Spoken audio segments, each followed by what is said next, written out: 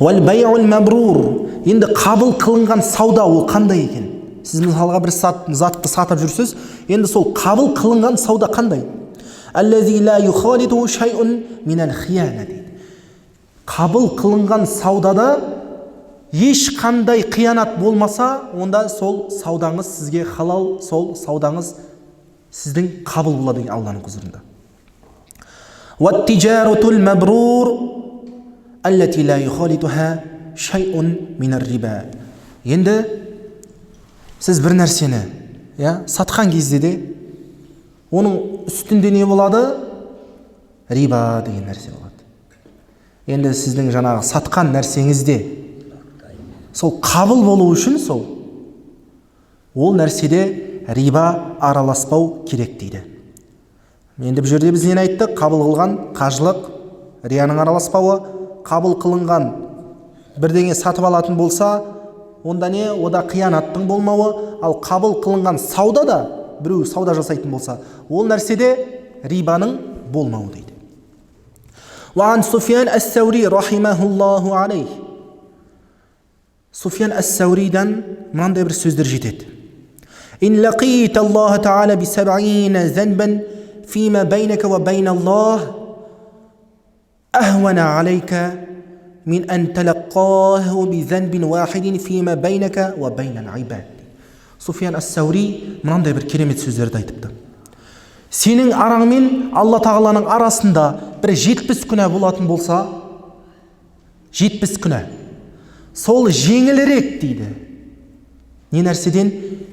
Сенің араң мен басқа бір Алла тағаланың құлының арасындағы бір зұлымдықтан қарағанда дейді. Түсіндіңіздер ме? Сіз мысалға 70 күнә жасайсыз, бірақ та ол сізбен Алла тағаланың арасында екен. Ал бірақ та бір күнә жасадыңыз, бірақ та ол сізбен кімнің? Басқа бір мұсылман болмаса басқа бір адамның тұрғысында екен ол күнә. Сол жаңағы 70 күнә мынау бірақ күнәға қарағанда жеңілірек деп тұр. Варуя ан Фудайл ибн Ияд. Фудайл ибн Ияд бізге мынандай бір сөздерді айтады.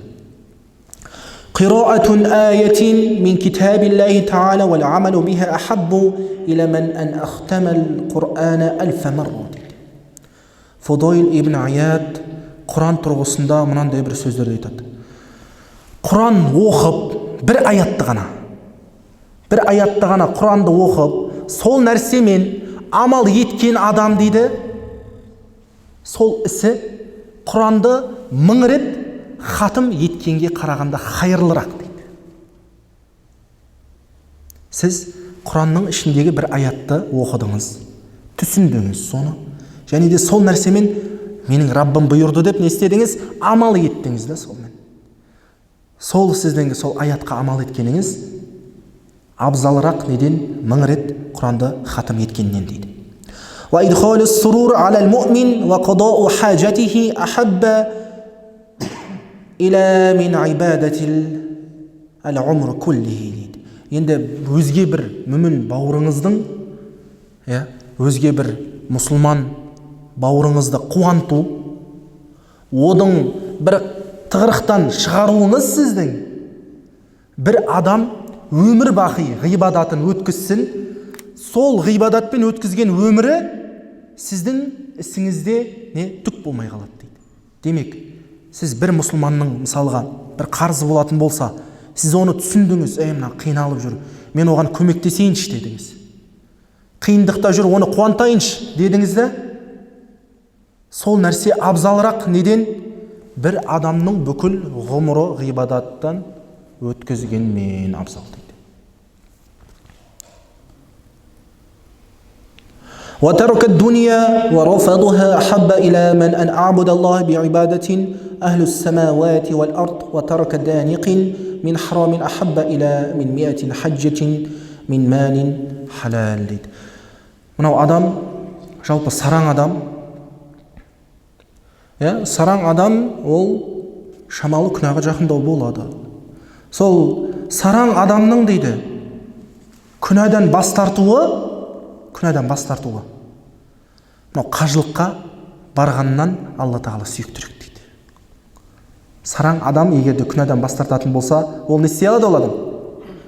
Мынау өзгелерге көмектесе алады, өзгелерді қуанта алады. Сол себептен жаңағы қажылықтан қарағанда жақсырақ деп тұр. Сараң адамның неден? Харам істен бас тартып, халалға қарай жүгінгеніне.